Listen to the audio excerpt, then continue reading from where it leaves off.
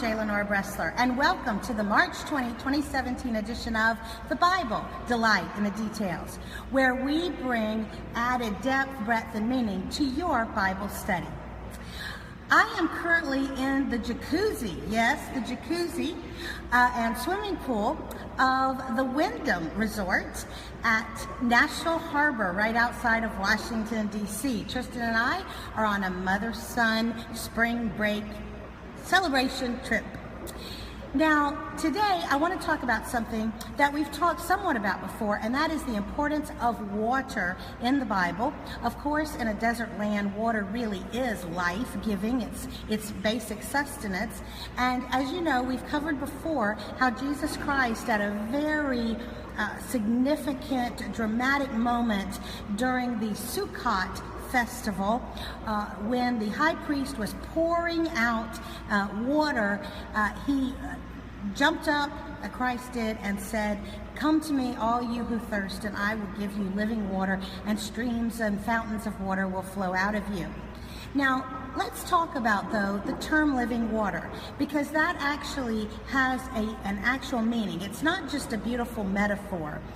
Living water means that it is flowing, it is running water. So, for example, a river or a stream or a spring, all of these would be living waters, as opposed to just a lake where there's no outlet or just a pond somewhere. And the idea is, and if you are a camper or you're a hiker, you know this, if you're going to drink water out in the wilderness, you want it to be fast moving and as high up in elevation as possible, thereby minimizing the likelihood that animals or other, even man, could have fouled the water. So generally, the faster the current of water, the more living it is, and the more safe it is, and more life-giving, nutritious, and also just plain out refreshing, because generally it means it's going to be cooler temperature. So living water is the best kind of water. It's the cleanest, the purest, and the most refreshing. And so when people were baptized, and you know that they were baptized even before Christ, you know, John the Baptist baptized people, he baptized Christ himself. It was always with living water. There was always a current. It was moving along.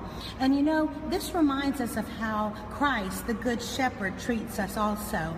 You remember when we talked about Psalm 23, the Lord is my shepherd, that I told you that a good shepherd always keeps his sheep on the move. There's only enough green pastures for one day, and then you move them on, because if they stay in one place, it's very bad and not nutritious.